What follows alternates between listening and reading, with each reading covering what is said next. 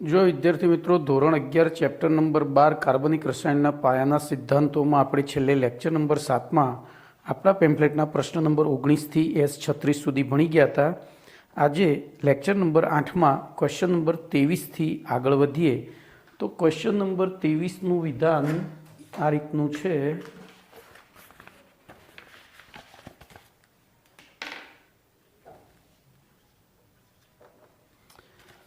मध्य अवयवता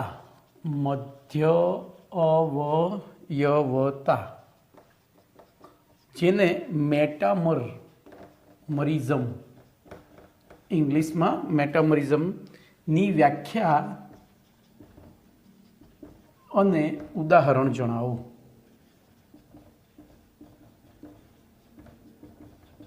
बरोबर आवो प्रश्न छे। तो सौथी पहला मध्य अवयवता एटले शुं? तो मध्य जे समूह कार्बन श्रृंखला में बे भाग करतो होय, कार्बन श्रृंखला बे भाग करतो होय। जो वच्चे थी कार्बन श्रृंखला एटले के कार्बन श्रृंखला में वच्चे कोई परमाणु आवी जतो होय, बीजो कोई परमाणु कार्बन सिवायनो, अने एवा समूहनी बंने बाजू जोड़ाता आल्काइल समूह में कार्बन की संख्या बदलाय त्यारे प्राप्त थता संयोजनों जो हूँ पहला एकदम सरल भाषा में व्याख्या लखूँ छूँ। तो जे कार्बनिक समूह कार्बनिक संयोजन मानी कार्बन श्रृंखला ने बे भाग में विभाजित करतो होय तेवा कार्बनिक संयोजन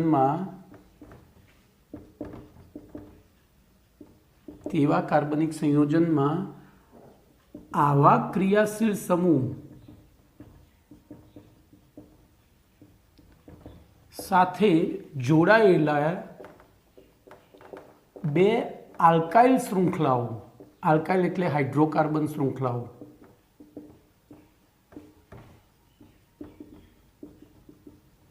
में कार्बन की संख्या बदलावा छतां आणवीय सूत्र अचल रहतुं होय तो तेवा समघटकों ने एकदम सरल भाषा में 3 इडियट्स पिक्चर में जेम मशीन की व्याख्या रेंचोए आपी थी एवी व्याख्या में आपी है, एकदम सरल भाषा में। बरोबर हवे आने याद राखीशुं तो पेली एकदम इजीली याद रही जशे। तो पहला आपणे समझीए। बोलो कार्बनिक समूह ने बे भाग में विभाजित करतो होय एवुं एक उदाहरण लऊं CH3CH2O CH2CH3। बोलो आई सॉरी हजू अहीं मैं एक वधारे कर दीधुं। चलो आई राखीए आपणे एटले बे वस्तु शीखवा मळशे। बीजू लई लीए CH3CH2CH2O CH3। बोलो अहींया आ क्रियाशील समूह ईथर छे। ईथरे कार्बन श्रृंखला ने बे भाग में वेची दीधी, एक आ बाजू एक आ बाजू एक आ बाजू एक आ बाजू। हवे अहींया तो प्रोपाइल कार्बन श्रृंखला छे, अहींया इथाइल छे, ध्यान राखजो। अहींया तो प्रोपाइल छे अने मिथाइल छे। हवे आपणे धारो के एक कार्बन आ बाजू मोकली दईए तो शुं थाय? तो आनुं नाम पहेलुं शुं थशे? पहेलुं एनुं नाम विचारीए। बोलो एनुं नाम थाय तो आ मम्मी थई, कारण के आ ओछा कार्बन छे सेंडोळियो तो इथोक्सी प्रोपेन थाय, आनुं IUPAC नाम। बोलो आनुं शुं थाय? तो मिथोक्सी प्रोपेन थाय। ओके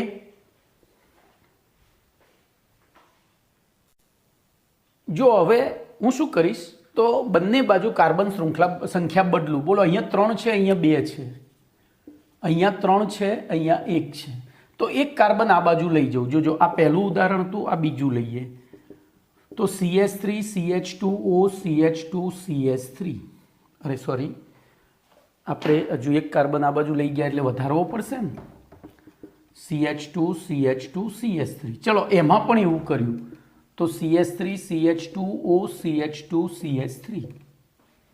बरोबर। चलो हवे आनु आ यूपीएससी नाम तो ध्यान रखजो। हवे आ शेंडोळिયું થઈ ગયું, પહેલા આ હતું बरोबर, आ मम्मी હતી, હવે આ મમ્મી થઈ, તો નામ એનું એ જ થયું, ઇથોક્સી પ્રોપેન બરોબર। જ્યારે અહીંયા શું થયું તો ઇથોક્સી ઇથેન થઈ ગયું। જો નામ એટલે કે નામ બદલાઈ ગયું, નામ બદલાઈ ગયું।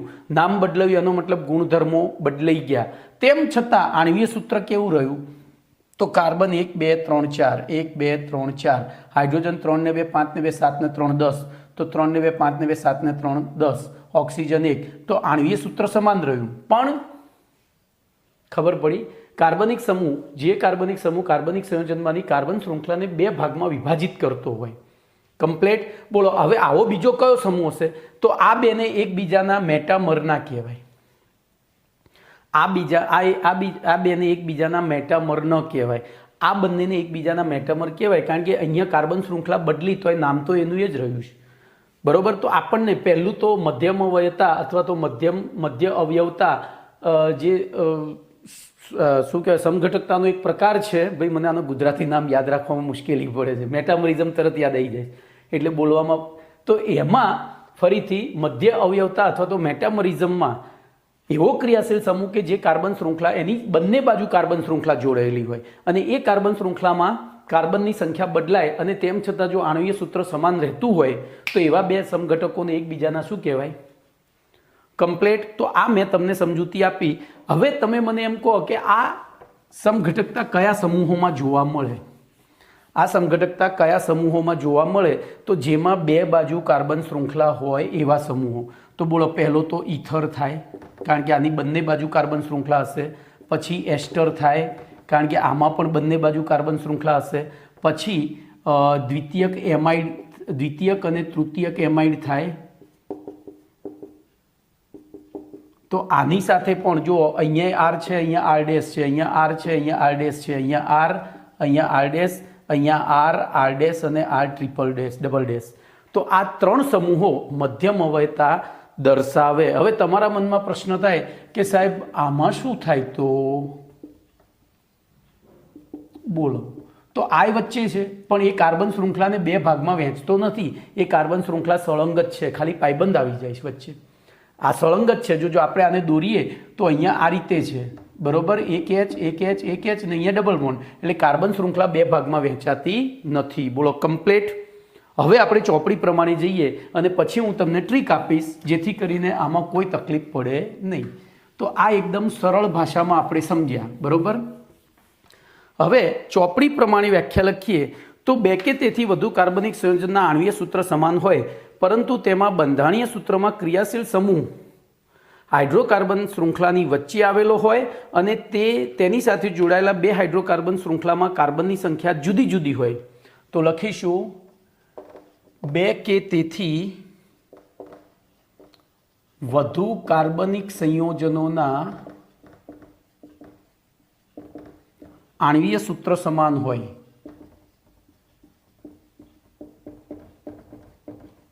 बे के तेथी वधु कार्बनिक संयोजनना आणवीय सूत्र समान होय परंतु तेमना बंधारणीय सूत्रमा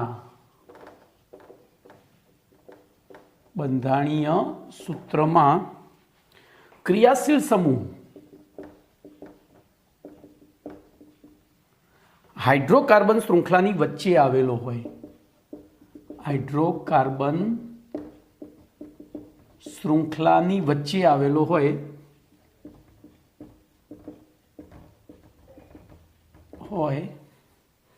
अने तेनी साथे जोड़ायेली बे हाइड्रोकार्बन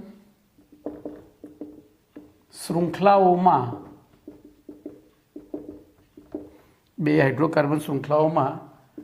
कार्बन परमाणुनी संख्या जुदी जुदी होय।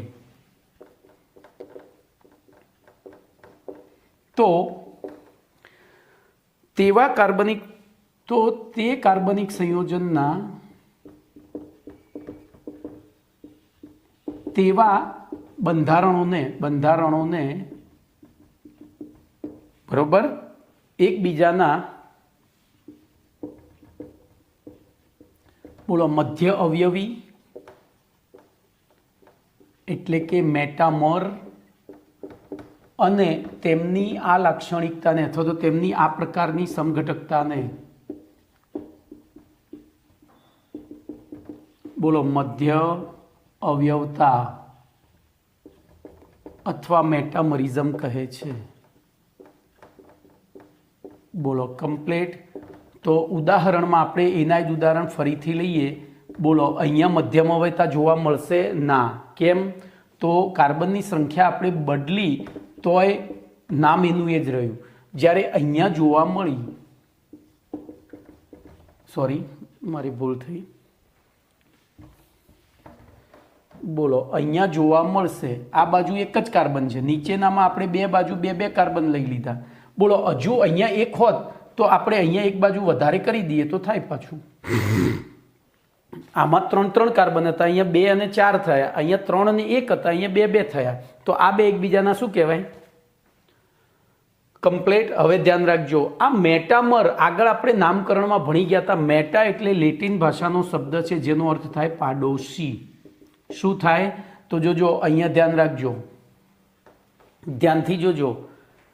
બોલો આ ક્રિયાશીલ સમૂહ છે, આ બે એના પાડોશી છે, બંને પાડોશી છે, પણ એના જ ક્રિયાશીલ સમૂહમાં પાડોશી મરી ગયા। જોજો અહીંયા 3 કાર્બન વાળો 3 કાર્બન વાળો બે પાડોશી હતા, એ મરી ગયા, અને અહીંયા 2 કાર્બન વાળો અને 4 કાર્બન વાળો થયા।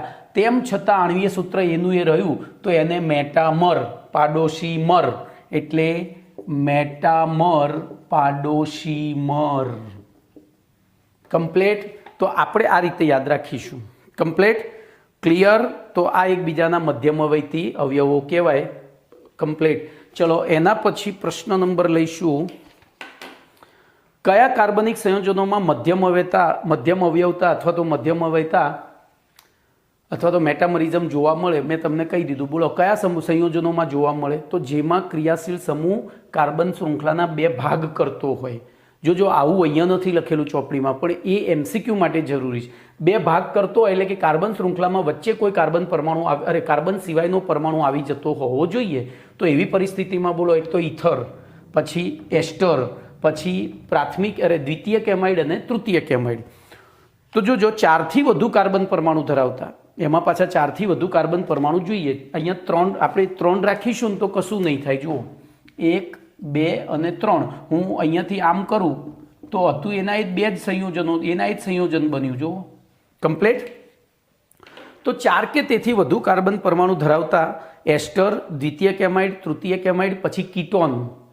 જો કીટોનમાં કાર્બન શૃંખલાનો ભાગ નથી પડતો, તેમ છતાં એ મધ્યમ અવયવતા દર્શાવે છે। અને દ્વિતીય કેમાઇન, તૃતીય કેમાઇન, બરોબર, એના દ્વિતીય કેમાઇન તૃતીય કેમાઇનને દર્શાવશે। જો કે આમાં કીટોન ના આવે કાયદેસર, પણ કીટોન ગણ્યું છે, કારણ કે કીટોન એ સ્થાન સમઘટકતામાં જતો રહે। તો કીટોનને અહીંયા હું બહાર કાઢી નાખું છું, ભાઈ કીટોન ના લખશો, કીટોન એ સ્થાન સમઘટકોમાં આવતો રહે છે, બરોબર, એ મધ્યમ અવયવતામાં નથી આવતો। દ્વિતીય કેમાઇન, તૃતીય કેમાઇન અને ઇથર સંયોજનોમાં મધ્યમ અવયવતા જોવા મળે છે। ઓકે, તો કીટોનમાં એ જોવા ન મળે। કીટોનમાં એ કઈ થઈ જાય? સ્થાન સમઘટકતા થઈ જાય છે। કીટોન, આલ્કિન અને આલ્કાઇન જે વાસ્તવમાં મધ્યમાં આવેલા સમૂહો છે ને, એ નથી દર્શાવતા, પણ કાર્બન શૃંખલાને 2 ભાગમાં વિભાજિત કરતા, એટલે કે વચ્ચે કોઈ પરમાણુ આવી જતો હોય। ફરીથી આપણે જોઈ લઈએ, જો અહીંયા ઉદાહરણ સાથે જ આપણે પાક્કા પાયે જ કરવું છે, એટલે જીનીટમાં તકલીફ પડે નહીં। બોલો સૌથી પહેલો એસ્ટર, તો અહીંયા 2 ભાગમાં એને વહેંચી દીધી। આ બાજુ એક કાર્બન શૃંખલા, એક આ બાજુ, વચ્ચે આ એટલે હાઇડ્રોકાર્બન શૃંખલા છે, બરોબર। પછી બીજો આવે તો ચૂહા ચોર કો નહીં, તો એમાં પણ C ડબલ બોન્ડો NH અને R ડેશ, એટલે કે આ દ્વિતીય કેમાઇડ થયો। કયો થયો? દ્વિતીય। આ રીતે લખીએ તો તૃતીય કેમાઇડ થાય। પછી બોલો તો ચૂહા ચોર કો નહીં, ચાંદ ચौकाता को आहट नहीं, અલ્કા અલ્કીનો એમાઇન આવશે પછી, તો RNH R ડેશ, એવી રીતે RNRR ડેશ, અને છેલ્લો આવે ROR ડેશ। તો આટલા સમૂહો, અને એમાંય ઓછામાં ઓછા કેટલા કાર્બન પરમાણુ જોઈએ? 4। તો એમાઇડ, એસ્ટર પ્રાથમિક એમાઇડ, દ્વિતીયક એમાઇડ, પ્રાથમિક એમાઇન, દ્વિતીયક એમાઇન અને ઇથર એ મધ્યમ અવયતા દર્શાવે છે. ચલો એના પછી 24મો પ્રશ્ન છે ચલ રૂપકતા. આપણે આ બધા છે ને સમઘટકોના પ્રકાર ભણી રહ્યા છીએ. હવે ગઈકાલે ટ્રીક આપી હતી ને, BAAV પબ્લિક, બરોબર? તો એ બધા પ્રકાર ભણી રહ્યા છીએ. તો પ્રશ્ન નંબર 24 જોઈએ. બોલો, ચલ રૂપકતા, જેને ટોટોમરિઝમ, ઇંગ્લિશમાં ટોટોમરિઝમ કહે છે, એટલે લેટિન ભાષાનો શબ્દ છે, ની વ્યાખ્યા ઉદાહરણ આપી સમજાવો, અથવા વ્યાખ્યા અને ઉદાહરણ જણાવો. ચલો, ટોટોમરિઝમ. તો ચલ રૂપકતા કોને કહેવાય? તો એમાં હવે જો હું તમને સરળ ભાષામાં મર એટલે કે તું તો મર એટલે કે ક્રિયાશીલ સમૂહ મર. ક્રિયાશીલ સમૂહ જ બદલાઈ જાય, તેમ છતાં અણવીય સૂત્ર સમાન રહે. ટોટોમર એટલે તું તો મર. જોજો, પેલું મેટામર હતું. મેટામર એટલે મેટા એટલે પાડોશી, તો પાડોશી મરી જતા હતા. એટલે કે બાજુના પડોશમાં કાર્બન શૃંખલામાં કાર્બનની સંખ્યા બદલાઈ જતી હતી. ક્રિયાશીલ સમૂહ એનો એ જ રહેતો હતો. અહીંયા તો કોણ મરી જાય છે? ક્રિયાશીલ સમૂહ પોતે. તો ધ્યાનથી અહીંયા જોજો. તો આપણે સમૂહને બદલીએ છીએ, ધ્યાનથી જોજો. હું એક ઉદાહરણ લઉં, બરોબર? બોલો, આનું આપણે આ બંધારણ આ રીતે લખી શકીએ, CH3 CH2 CHO. એટલે આનું નામ શું થયું કહો? હું ઉદાહરણ ઉપરથી જ સમજાવીશ, પછી આપણે વ્યાખ્યા લખીશું. બોલો, આનું નામ શું થાય? તો 1 2 3 પ્રોપેનાલ. શું થશે? પ્રોપેનાલ. હવે જોજો આની અંદર શું થાય છે. તો આની અંદર આ પાઇબંધ અહીંયા આવે, આ પાઇબંધ અહીંયા આવે ત્યારે આ હાઇડ્રોજન અહીંયા જતો રહે. ખબર પડી? જોજો, આ પાઇબંધ તૂટી અને કાર્બન જોડે આવ્યો ત્યારે આ હાઇડ્રોજન એ અહીંયા જતો રહે. એટલે શું થાય? હવે અહીંયા પાઇબંધ આવે એટલે આ કાર્બનને ઝાડા થાય. તો એ કાર્બન, કારણ કે કાર્બનની સંયોજકતા 4 છે અને 5મો બંધ આવ્યો એટલે કાર્બન શું કરે? એક બંધ તોડવો પડે. તો આ બંધ તોડીને હાઇડ્રોજનને અહીંયા મોકલી દેશે. તો ધ્યાન રાખજો. બોલો, બંધારણ શું થયું? HH પછી C. હવે કાર્બન વચ્ચે ડબલ બોન્ડ, બાકીનું બધું એનું એ રહ્યું. જુઓ, અહીંયા શું હતું? ડબલ બોન્ડ O હતો, એની જગ્યાએ શું થઈ ગયું? OH. ફરીથી ધ્યાનથી જુઓ, બરોબર? આમ નામ હવે ફરીથી અહીંયા લખી દઉં છું.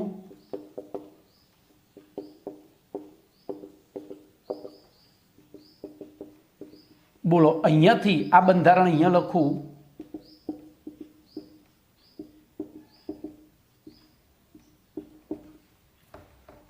અને એને સીધું સંઘનિત બંધારણ સ્વરૂપે અહીંયા ઉપર લખું તો શું થાય? CH3 CH double bond CHOH થાય. ખબર પડી? તો જોજો, બેના આણ્વીય સૂત્ર કેવા થયા?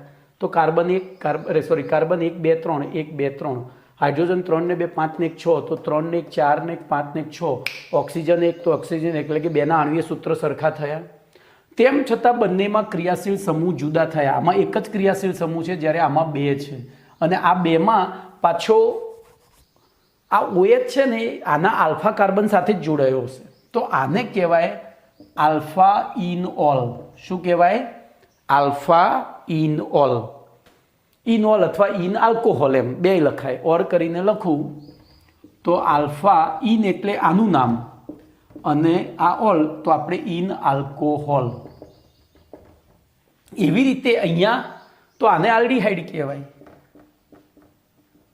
તો જોજો, આખો સમૂહ બદલાઈ ગયો. કોણ મરી ગયું? તું તો મર. કોણ મરી ગયું? તું તો મર મરી ગયો. કોણ મરી ગયું? તું તો મર એટલે સમૂહ પોતે મરી ગયો. અહીંયા આલ્ડીહાઇડ સમૂહ હતો, એ અહીંયા ઇનઓલ અથવા તો ઇન આલ્કોહોલ થઈ ગયો. ચલો બીજું ઉદાહરણ લઈએ.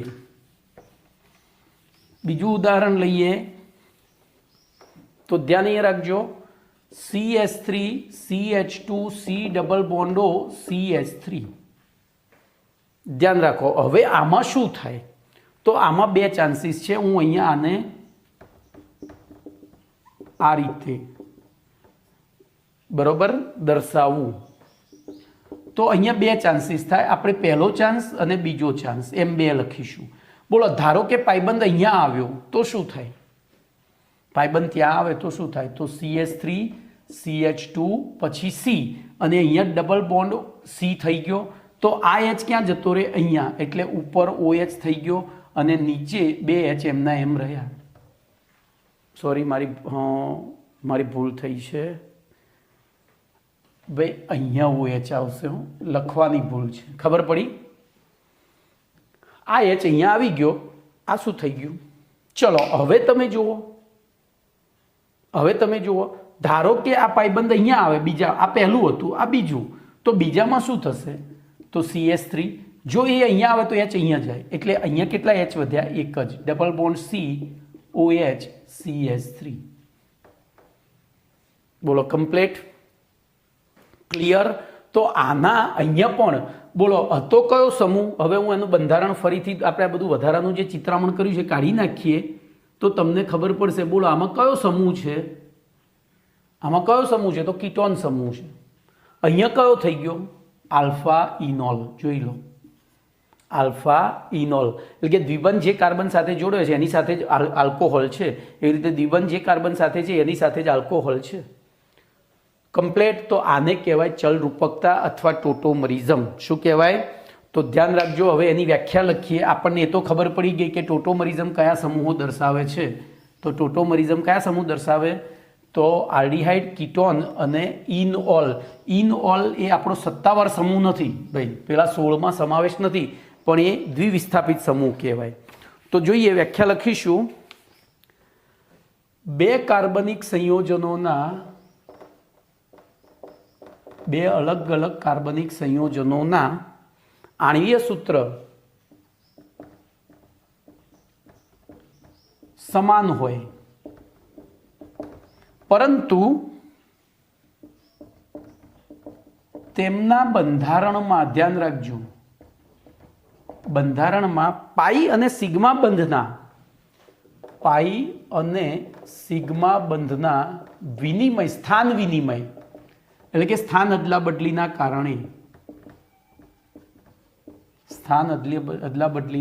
કારણે બોલો, બે અલગ અલગ બંધારણીય સૂત્રો શક્ય બનતા હોય. બે અલગ અલગ બંધારણીય સૂત્રો. હવે બંધારણીય સૂત્રો અલગ હોય એટલે બે સંયોજનો પણ લખાય. શક્ય બનતા હોય તો તેવા બે સંયોજનોને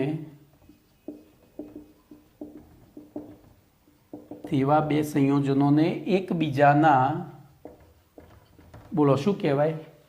ચલ રૂપકો. અને જેને ઇંગ્લિશમાં લખવું હોય તો ટોટોમર કહેવાય. શું કહેવાય? ટોટોમર. અને તેમની આ લાક્ષણિકતાને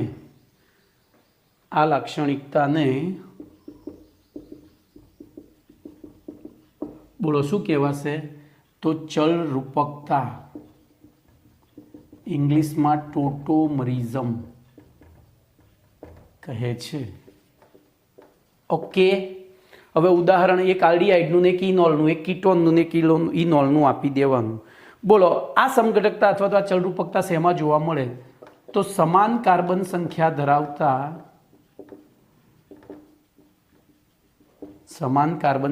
ધરાવતા બોલો શું થશે? વિચારો. તો આલ્ડીહાઇડ અને આલ્ફા ઇન આલ્કોહોલ લખજો, ખાલી ઇન આલ્કોહોલ નહીં, આલ્ફા ઇન આલ્કોહોલ તથા કીટોન અને આલ્ફા ઇન આલ્કોહોલમાં આ સમઘટકતા જોવા મળે છે. ઓકે, ચલો એના પછીનો પ્રશ્ન બોલો શું હશે? તો આપણે ઉદાહરણ આપી દીધા અને એ મેં કહી દીધું કે આ સમઘટકતા ફક્ત ને ફક્ત બોલો શેમાં જોવા મળે છે?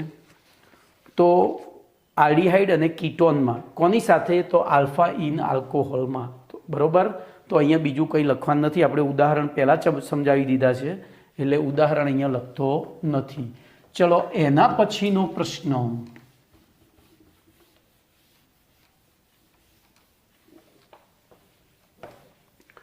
તો એના પછીના પ્રશ્નમાં પ્રશ્ન નંબર 25, સ્થાન સમઘટકતા ઉદાહરણ આપી સમજાવો.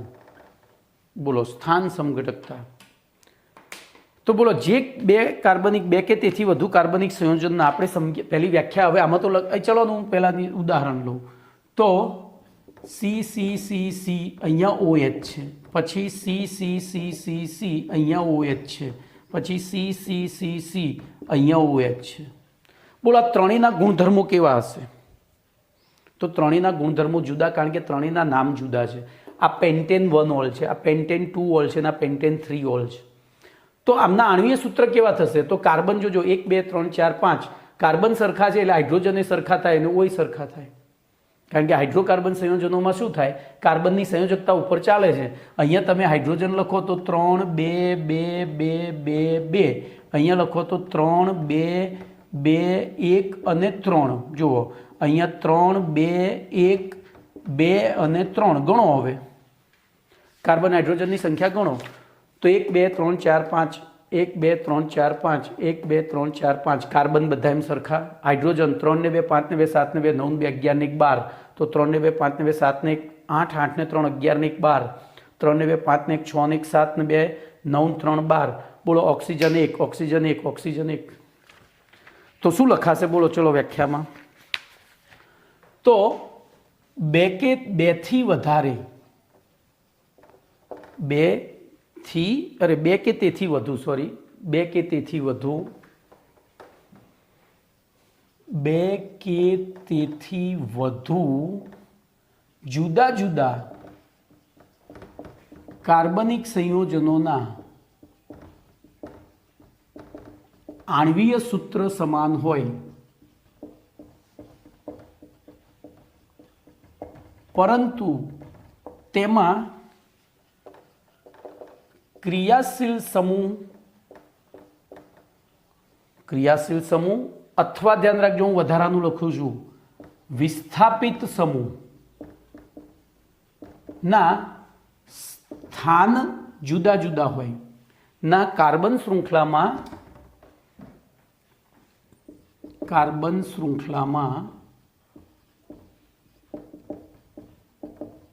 સ્થાન જુદા જુદા હોવાના કારણે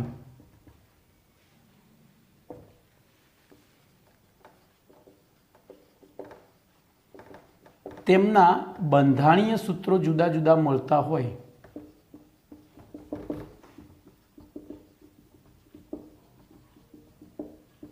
તો તેવા બે કે તેથી વધુ સંયોજનો અથવા તો તેવા સંયોજનોને એકબીજાના સ્થાન સમઘટકો કહે છે, અને તેમની આ લાક્ષણિકતાને સ્થાન સમઘટકતા કહે છે. બોલો કમ્પ્લીટ. તો આમાં બીજું કંઈ કરવાનું નથી. ફરીથી બે કે તેથી વધુ જુદા જુદા કાર્બનિક સંયોજનના આણ્વીય સૂત્રો સમાન હોય, પરંતુ તેમના બંધારણીય સૂત્રોમાં જોડાયેલા વિસ્થાપિત સમૂહ કે ક્રિયાશીલ સમૂહ, મેં બરોબર, વિસ્થાપિત સમૂહ કે ક્રિયાશીલ સમૂહના કાર્બન શૃંખલામાં સ્થાન જુદા જુદા હોય, તો તેવા બે બંધારણીય સૂત્રો અથવા તો તેવા બે સંયોજનોને એકબીજાના સ્થાન સમઘટકો અને તેમની આ લાક્ષણિકતાને સ્થાન સમઘટકતા કહેવાય. તો ટૂંકમાં નામ એક સરખું જ હોય ત્રણેયનું, ખાલી ક્રિયાશીલ સમૂહ. જો આનું નામ લખીએ તો પેન્ટેન 1 ઓલ, બોલો આનું લખીએ તો પેન્ટેન 2 ઓલ, અને ત્રીજાનું લખીએ તો પેન્ટેન 3 ઓલ. તો ખાલી ક્રમ બદલાયો, સ્થાન બદલાયું છે સમૂહનું. કમ્પ્લીટ. તો આમને એકબીજાના શું કહેવાય? સ્થાન સમઘટકો. હવે એક પ્રશ્ન છે, કયા કાર્બનિક સંયોજનોમાં સ્થાન સમઘટકતા જોવા મળે? તો ધ્યાન રાખજો, જેટલા પણ લટકતા સમૂહો છે એ બધામાં સ્થાન સમઘટકતા જોવા મળે. પછી વચ્ચેના સમૂહોમાં પણ સ્થાન સમઘટકતા જોવા મળે, ખાલી છેડાવાળામાં ના જોવા મળે. કેમ? તો છેડામાં તો ફિક્સ જ છે, એમનો નંબર પહેલો જ આવશે, ગમે તેમ બંધારણ સૂત્ર બદલો પણ એ પહેલો જ આવશે. તો કયા કયા સમૂહો સ્થાન સમઘટકતા ના દર્શાવે?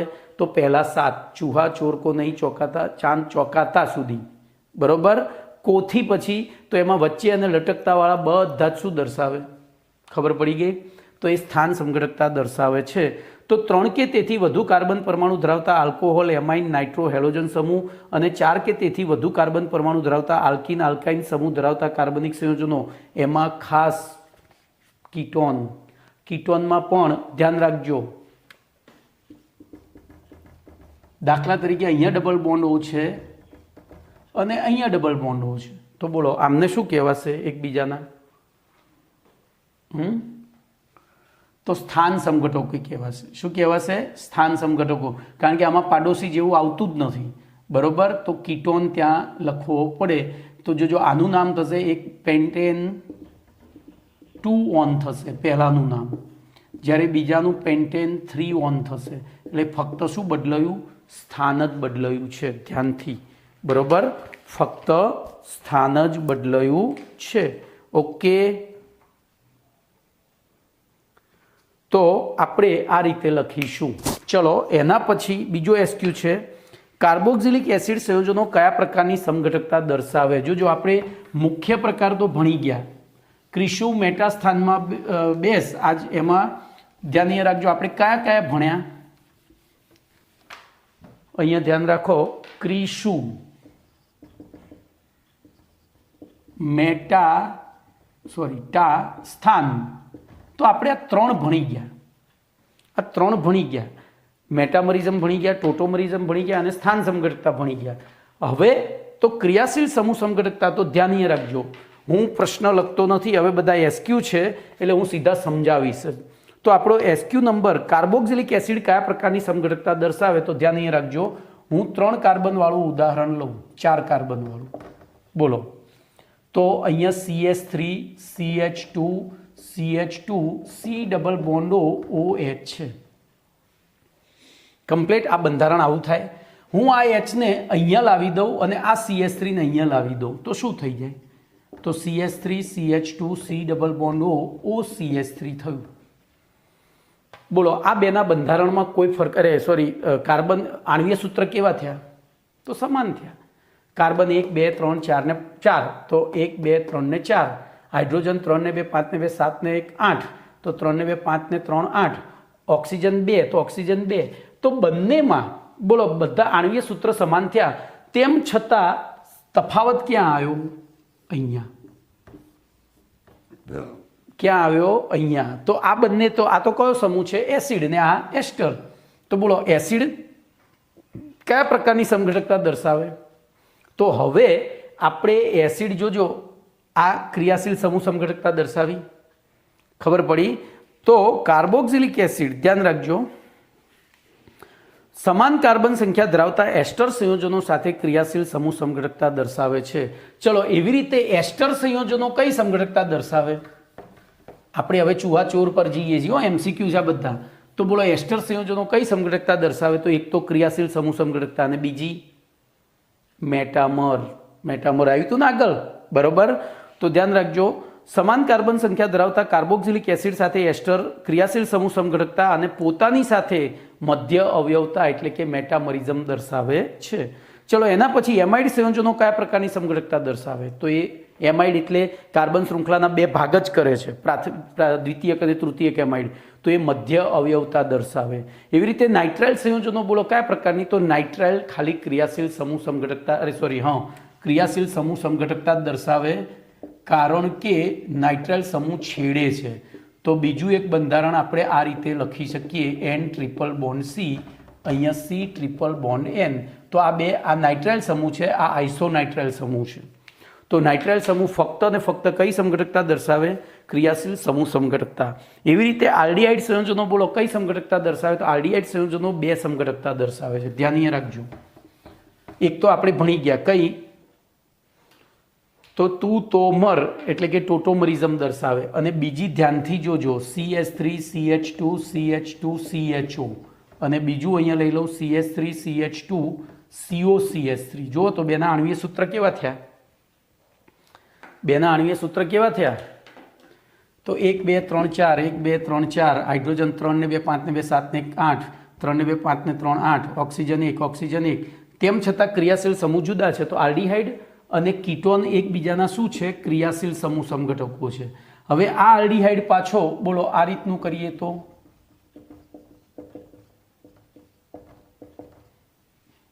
એ જ થયું. તો આ બે કયા સમઘટક થયા? તો ટોટોમર થયા, એટલે કે સમૂહ જ મરી ગયો. જુઓ, જ્યારે આ બે કયા થયા? તો ક્રિયાશીલ સમૂહ સમઘટકો. તો બોલો આલ્ડીહાઇડ કયા પ્રકારના સમઘટકો દર્શાવે છે? તો સમાન કાર્બન સંખ્યા ધરાવતા કીટોન સાથે ક્રિયાશીલ સમૂહ સમઘટકતા જ્યારે પોતાની જ સાથે ઇનઓલ સંયોજનો એટલે કે ઇનોલ્સ ચલ રૂપકતા દર્શાવે છે. પછી કીટોન સંયોજનો કયા પ્રકારની સમઘટકતા? તો એનો એક જવાબ આવે. તો કીટોન સમાન કાર્બન સંખ્યા ધરાવતા આલ્ડીહાઇડ સાથે ક્રિયાશીલ સમૂહ સમઘટકતા અને ઇનોલ સંયોજનો સાથે ચલ રૂપકતા દર્શાવે છે. બોલો આલ્કોહોલ કયા પ્રકારની સમઘટકતા દર્શાવે? તો આલ્કોહોલ બે સમઘટકતા દર્શાવે. એક તો સ્થાન સમઘટકતા અને બીજી ક્રિયાશીલ સમૂહ સમઘટકતા. કોની સાથે? ઈથર સાથે. ધ્યાન અહીંયા રાખજો. આ મેં આગળ ચલાવી દીધેલું છે આ બધું આગળના લેક્ચરમાં. તો હું દાખલા તરીકે 3 કાર્બનવાળો આલ્કોહોલ લઉં અને 3 કાર્બનવાળું ઈથર લઉં. બોલો ગણો તો કાર્બન સંખ્યા ગણો, હાઇડ્રોજન સંખ્યા ગણો, કેવી થઈ? સરખી. તેમ છતાં એટલે કે આણ્વીય સૂત્ર સમાન, તેમ છતાં સમૂહ જુદા જુદા. તો એકબીજાના શું થયા? તો આલ્કોહોલ સંયોજનો બે પ્રકારની સમઘટકતા દર્શાવે. કઈ? તો ઈથર સાથે ક્રિયાશીલ સમૂહ સમઘટકતા અને પોતાની સાથે સ્થાન સમઘટકતા. પછી એમાઇન સંયોજનો કયા પ્રકારની સમઘટકતા દર્શાવે? તો એમાઇન પ્રાથમિક એમાઇન છે એ ફક્ત સ્થાન સમઘટકતા દર્શાવે, પણ દ્વિતીયક છે એ કઈ દર્શાવે? તો મધ્યમ અવયતા. એટલે આપણે એમાઇનમાં પર્ટિક્યુલર લખીએ તો બે ભેગું લખાઈ દેવાનું. પછી આલ્કિન સંયોજનો કયા પ્રકારની સમઘટકતા દર્શાવે? તો આલ્કિન સંયોજનો ફક્ત જો સ્થાન સમઘટકતા અને ચક્રીય આલ્કેન સાથે ક્રિયાશીલ સમૂહ સમઘટકતા દર્શાવે છે. એવી રીતે આલ્કાઇન સંયોજનો કયા પ્રકારની સમઘટકતા દર્શાવે? ભાઈ આ વિચારવાનું છે, ગોખવાનું નથી. તમને કોઈ પણ પ્રશ્ન દાખલા તરીકે પૂછાય આલ્કિન સંયોજનો કઈ સમઘટકતા દર્શાવે, તો 3 થી 4 કાર્બન વાળું ઉદાહરણ લેવાનું. બોલો મેં 5 વાળું લીધું, એમાં દ્વિબંધ અહીંયા કર્યો, બીજામાં બીજા અને ત્રીજા વચ્ચે દ્વિબંધ કર્યો, તો આણ્વીય સૂત્ર કેવું થશે? સરખું. હવે આ પાઇબંધ તોડી, ધ્યાન રાખજો, અહીંથી આમ જોડી દીધું તો આ કયું સંયોજન થયું? આલ્કેન થયું. પણ કયું? ચક્રીય આલ્કેન. તો બોલો આલ્કિન ચક્રીય આલ્કેન સાથે તો આ સમૂહ જ બદલાઈ ગયો. તો આ ક્રિયાશીલ સમૂહ સમઘટકતા અને આ સ્થાન સમઘટકતા. આમાં પહેલા કાર્બન ઉપર છે, આમાં બીજા કાર્બન ઉપર છે. એટલે આ પ્રશ્નો ગોખવાના નથી, આ બધા MCQ છે જીનીટના. એવી રીતે નાઇટ્રો સંયોજનો, તો નાઇટ્રો સંયોજન નાઇટ્રો સમૂહ લટકતો સમૂહ છે, એટલે ફક્ત ને ફક્ત કઈ સમઘટકતા દર્શાવે? સ્થાન સમઘટકતા. એવી રીતે કાર્બનિક હેલાઇડ એટલે કે હેલો આલ્કેન, તો એ પણ લટકતો સમૂહ છે, એટલે ફક્ત ને ફક્ત કઈ સમઘટકતા દર્શાવે? તો સ્થાન સમઘટકતા. ભાઈ કીટોનમાં એક વસ્તુ આપણે લખવાની રહી ગઈ, કીટોનમાં સ્થાન સમઘટકતા આવે. હો ભાઈ, કીટોનમાં સ્થાન સમઘટકતા આવે, લખજો. આરડીઆઈ સંયોજનો ક્રિયાશીલ સમૂહ અને બરોબર સ્થાન સમઘટકતા પણ દર્શાવે છે. ચલો એના પછી ઈથર સંયોજનો. તો જો ઈથર સંયોજનોમાં સ્થાન સમઘટકતા ના કહેવાય એને, કારણ કે એમાં આખું નામ બદલાઈ જાય. સ્થાન નથી બદલાતું, નામ જ બદલાય છે. એટલે એને મધ્ય અવયવતા અને આલ્કોહોલ સાથે ક્રિયાશીલ સમૂહ સમઘટકતા દર્શાવે.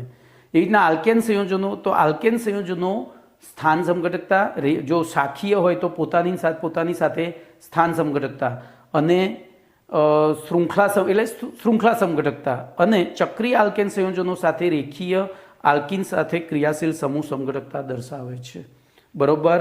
તો અહીંયા S52 સુધી બધું પૂરું થયું.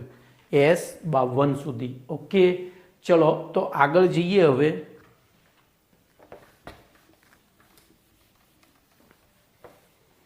એના પછીનો પ્રશ્ન છે પ્રક્રિયાની ક્રિયાવિધિ S53. ભાઈ અત્યાર સુધી જે ચાલ્યું એ પેલા કોષ્ટકના આધારે તમારે સ્વપ્રયત્ને, આમ તો મેં બધું સમજાવ્યું છે પણ કશું જ ગોખવાનું નથી, એ યાદ રાખજો.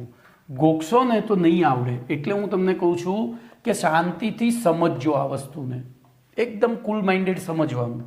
બરોબર. તો પ્રશ્ન નંબર 53નું વિધાન છે પ્રક્રિયાની ક્રિયાવિધિ એટલે શું?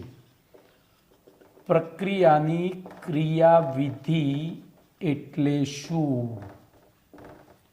મસ્ત પ્રશ્ન છે ભાઈ. અહીંથી તમારું ઓર્ગેનિક કેમિસ્ટ્રી ચાલુ થયું.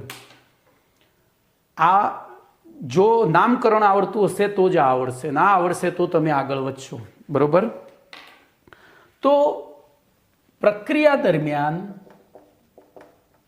બોલો કોઈ પણ પ્રક્રિયા આપણે દાખલા તરીકે H2 + O2 કર્યું તો શું બન્યું? H2O બન્યું. બોલો કેમ બન્યું? કોઈ કહેશે મને કેમ બન્યું? તો હાઇડ્રોજનની બાયતમ કક્ષામાં એક ઇલેક્ટ્રોન બીજા હાઇડ્રોજન સાથે એની એકની ભાગીદારી કરી. ઓક્સિજનની બાયતમ કક્ષામાં 6 ઇલેક્ટ્રોન બીજા ઓક્સિજન સાથે એની બે ઇલેક્ટ્રોનની ભાગીદારી કરી. બોલો આ ભાગીદારી કેમ કરી?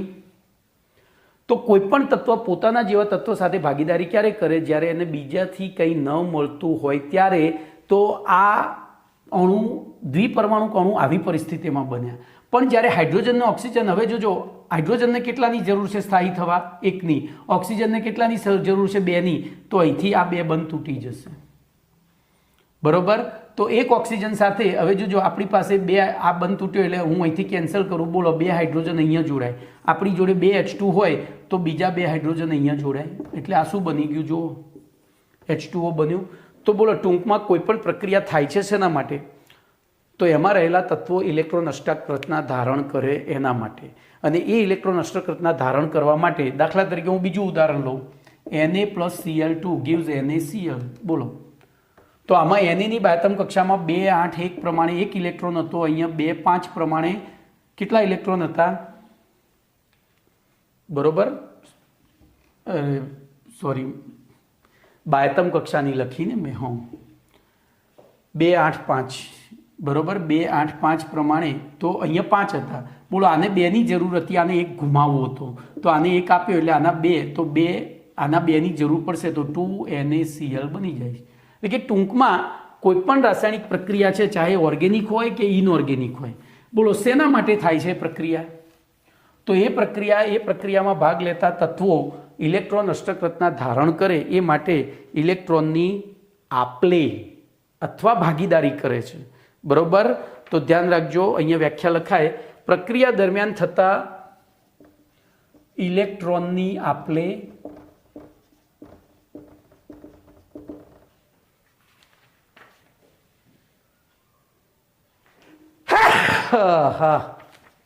હાય ભાઈ, છીંક આવતી હોય ને એટલે બધું અટકી જાય. આખી સિસ્ટમ એક માઇક્રોસ્ટ્રોનનું મૃત્યુ છે આવી છે. તો આપલે પછી બંધ, એ માટે એ આપલે થવા માટે બંધ વિખંડન, પછી બંધ સર્જન. એ આપલે કે ભાગીદારી થવા માટે બંધ વિખંડન, બંધ સર્જન, અને તે દરમિયાન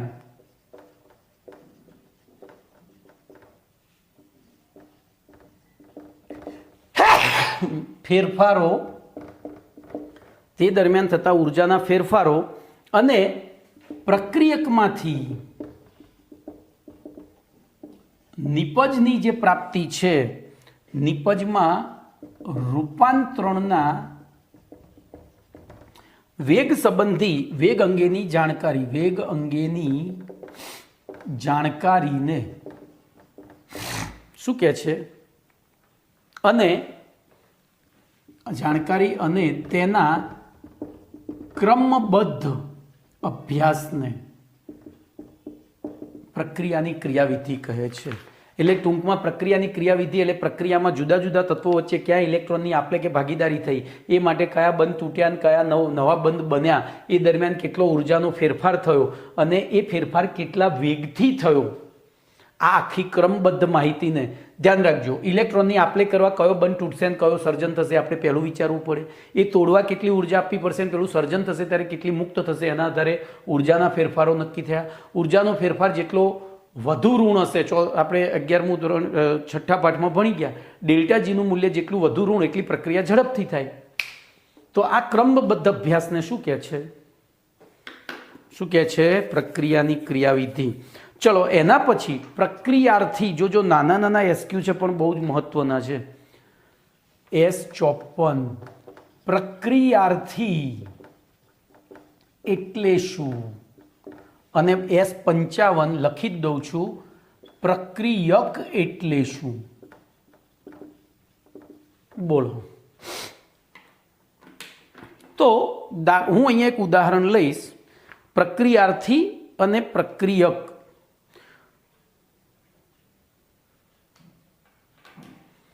તો હવે જો કે હાલ પૂરતું તમને સમજાવવા માટે મારે આ એક ઉદાહરણ લીધું. બોલો હું આની Cl2 સાથે પ્રક્રિયા કરું સૂર્યપ્રકાશની હાજરીમાં, બોલો અહીંયા શું થાય? તમે આમ વિચારો તો, ખાલી વિચારો, આપણે ગોખવું નથી. તો કાર્બન સાથે હાઇડ્રોજન જોડાયો છે, એટલે કે કાર્બન સાથે હાઇડ્રોજને એક ઇલેક્ટ્રોનની ભાગીદારી કરી છે. સામે ક્લોરીન પણ એક ઇલેક્ટ્રોનની ભાગીદારી દ્વારા જોડાયેલા છે. પણ હાઇડ્રોજન કરતાં ક્લોરીનની ઇલેક્ટ્રોન મેળવવાની વૃત્તિ વધારે છે. હાઇડ્રોજન કરતાં ક્લોરીનની ઇલેક્ટ્રોન મેળવવાની વૃત્તિ વધારે છે, એટલે કે આ બચુડિયું છે અને આ ગુંડો છે, વિદ્યુત ઋણતા વધારે છે. તો એવી પરિસ્થિતિમાં અહીંયા એક ઉદાહરણ આપીશ. આપણે બસમાં જતા હોઈએ, એસટી બસમાં, સ્ટેટ ટ્રાન્સપોર્ટમાં, અને 56ની બસ હોય અને 56 સીટોમાં કમ્પ્લીટ આપણે બેઠેલા હોય, કોઈ પેસેન્જર ઊભું નથી, બરાબર, અને રસ્તામાંથી એક ખૂંખાર ડાકુ કે ગુંડો ચડ્યો અને તમે દરવાજાની બાજુની જ સીટમાં બેઠા હતા અને સૌથી નાના તમે હતા આખી બસમાં. પેલો ગુંડો 2 વખત આમ કરે એમ, એટલે આપણે શું કહીએ, બે જાઓ, મારે તો અહીંયા આગળ ઉતરવાનું જ છે, ના ઉતરવાનું તો ઉતરી જઈએ. તો એવી દશા અહીંયા હાઇડ્રોજનની થાય છે. એના માટે જો હવે આને અહીંયા જોડાવવું છે એટલે સૌથી પહેલાં 2 બંધ તોડશે. એ 2 બંધ તોડ્યા પછી તો અહીંયા વિષમ, આખું ભાઈ અત્યારે હું ચલાવવા જઈશ તો મુશ્કેલી પડશે, પણ આપણે વિદ્યુત ઋણતાના પહેલાંના આધારે વિચારવા જઈએ તો અહીંયા સમવિભાજન થયું એટલે અહીં સમવિભાજન થશે. તો એક ક્લોરીન મુક્ત મૂલક એક હાઇડ્રોજન મુક્ત મૂલકને લઈને જતો રહેશે અને બીજો ક્લોરીન મુક્ત મૂલક અહીંયા જોડાશે. તો આપણને આવી નિપજ મળી. તો બોલો આમાં પ્રક્રિયાર્થી કોને કહેવાય ને પ્રક્રિયક કોને કહેવાય? તો ખાસ કરીને જેની ઉપર પ્રક્રિયા થાય છે એને પ્રક્રિયક. તો પ્રક્રિયા કરી કોણે? ક્લોરીને. પ્રક્રિયાની શરૂઆત કોણે કરી? આને તો કોઈ જરૂર હતી જ નહીં. બસમાં તો બધા ચાર સીટની બસ હતી ને 4 જણા આરામથી બેઠા હતા, પણ આ ચડ્યો એટલે એને જગ્યા જોઈતી હતી એટલે એને પ્રક્રિયા કરી. તો જે પ્રક્રિયા કરે ને એને પ્રક્રિયાર્થી કહેવાય. જેની ઉપર પ્રક્રિયા થાય એને કહેવાય પ્રક્રિયક. આ સરળ અને સાદી ભાષામાં તમને કીધું. તો અહીંયા હવે આપણે વ્યાખ્યા લખીશું. તો પ્રક્રિયામાં ભાગ લેતા મુખ્ય સંયોજનને અથવા તો પ્રક્રિયામાં ભાગ લેતા જે તે સંયોજનમાંના કોઈ બંધનું વિસર્જન થઈ અને નવા બંધનું નિર્માણ થતું હોય, બરોબર, નવા બંધનું નિર્માણ થતું હોય એને કહેવાય પ્રક્રિયાર્થી.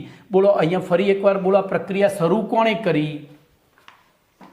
આ પ્રક્રિયા શરૂ કોણે કરી? તો ક્લોરીને, કારણ કે એને જગ્યા જોઈતી હતી. તો એ કહેવાય પ્રક્રિયક. કદાચ મેં આગળ બોલવામાં ભૂલ કરી હતી ભાઈ, એને કહેવાય. તો હું એરો કરી દઉં એટલે હવે તમને પણ કન્ફ્યુઝન ના થાય. બોલો, જ્યારે આને કોની ઉપર પ્રક્રિયા થઈ? તમે મારી પાસે ભણવા આવો તો ભણાવવાનું કાર્ય કોણ કરશે? હું. ભણશે કોણ? તમે. તો વિદ્યા ગ્રહણ કરવા માટે તમે આવ્યા તો તમે તમારી ઉપર પ્રક્રિયા થઈ એટલે તમે કહેવાઓ વિદ્યાર્થી. પ્રક્રિયા મેં કરી એટલે હું કહેવાઉં પ્રક્રિયક. ભણવાની પ્રક્રિયાનો પ્રક્રિયક હું છું, તમે પ્રક્રિયાર્થી કહેવાશો.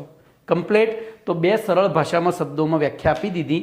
ફરી એકવાર બોલો, પ્રક્રિયાર્થી એટલે પ્રક્રિયામાં ભાગ લેતું મુખ્ય સંયોજન. પ્રક્રિયામાં ભાગ લેતું મુખ્ય સંયોજન અથવા તો ભાગ લેતા જે તે સંયોજનમાંના કોઈ બંધનું વિખંડન થઈ અને નવા બંધનું નિર્માણ થતું હોય. બોલો અહીંયા CH બંધ હતો, એ તૂટીને શું થઈ ગયો? CCl. તો કોઈ બંધનું વિખંડન થઈ નવો બંધ બનતો હોય તો એને કહેવાય પ્રક્રિયાર્થી. બરોબર. ચલો, પ્રક્રિયક કોને કહેવાય? તો પ્રક્રિયામાં ભાગ લેતું જે સંયોજન મુખ્ય સંયોજન ઉપર હુમલો કરી, જોજો પોતાની, મેં એટલે જ અહીંયા ગુંડો લખ્યું છે. હુમલો હંમેશા ગુંડો જ કરે. તો હુમલો કરી, બરોબર, મુખ્ય સંયોજનના કોઈ બંધનું વિસર્જન કરી નવા બંધનું નિર્માણ કરતો હોય તેવા સંયોજનને શું કહે છે? પ્રક્રિયક. ઓકે. તો S55 પૂરો થયો. હવે S56ની વાત કરીશું. તો S56 લઈ લઈએ. બોલો, પ્રક્રિયાની સામાન્ય ક્રિયાવિધિ જણાવો. તો આ પ્રશ્ન આપણે ઓલરેડી ઉષ્માગતિશાસ્ત્રમાં પહેલાં જ શરૂઆતના પહેલા જ મુદ્દામાં ભણ્યા હતા. બોલો, કોઈ પણ રાસાયણિક પ્રક્રિયા 2 સૂક્ષ્મ તબક્કામાં થાય. કયા 2? તો પહેલા તબક્કામાં પ્રક્રિયામાં ભાગ લેતા પ્રક્રિયકોના બંધ તૂટે અને બીજા તબક્કામાં નિપજ, એ બંધ જે તૂટ્યા હતા ત્યાં નવા બંધ બની અને નિપજોનું સર્જન થાય. તો લખીશું, કોઈપણ પ્રક્રિયામાં પ્રક્રિયક પ્રથમ તબક્કામાં પ્રક્રિયાર્થી ઉપર હુમલો કરી અને મધ્યવર્તી સંયોજન બનાવે છે. મધ્યવર્તી સંયોજન બનાવે. ત્યારબાદ બીજા તબક્કામાં આ મધ્યવર્તી સંયોજનનું વિખંડન થઈ નિપજ અને ઉપનિપજ પ્રાપ્ત થાય છે. વિખંડન થાય અને નિપજ, અને અહીંયા ધ્યાન રાખજો, દાખલા તરીકે હું આ જ ઉદાહરણ લઉં. અહીંથી સીએલ બંધ આ બેની વચ્ચે પ્રક્રિયા થઈ. બોલો અહીંયા બંધ તૂટ્યો એટલે આ સીએલ મુક્ત મૂલકે અહીંયા હુમલો કર્યો એટલે આપણને મધ્યવર્તી નિપજ શું મળી જુઓ. મેં તમને હમણાં કહ્યું હતું. બોલો અહીંયા કાર્બનને શું થઈ ગયા ઝાડા, કારણ કે કાર્બનની સંયોજકતા છે 4, અહીંયા થઈ ગઈ 5, 5 બંધ બન્યા એટલે પછી શું કરશે આ તો નવું. હવે નવી પરણીને વહુ લાવ્યા હોય તો છૂટાછેડા કોને આપવા પડે? જૂનીને. તો બોલો આ જૂની કોઈ પણ એકને આપી દેશે, આને આપી દે તો બોલો અંતિમ નિપજ શું બની? તો તમારી સોરી અહીંયા એ જ તો તમારી વ્યાખ્યા અહીંયા આવી ગઈ. જોજો ધ્યાનથી હવે હુંથી બોલું છું. તો કોઈપણ પ્રક્રિયામાં પ્રક્રિયક પ્રથમ તબક્કા ઉપર પ્રક્રિયાર્થી ઉપર હુમલો કરી મધ્યવર્તી નિપજ બનાવે છે અને ત્યારબાદ એ મધ્યવર્તી નિપજમાંથી કેટલાક બંધ તૂટી અંતિમ સ્થાયી નિપજ પ્રાપ્ત થાય છે. નિપજ અને ઉપનિપજ પ્રાપ્ત થાય છે. આ પ્રક્રિયાની સામાન્ય ક્રિયાવિધિ થઈ. તો આટલે સુધી રાખીએ છીએ. બીજું નેક્સ્ટ ટાઈમ.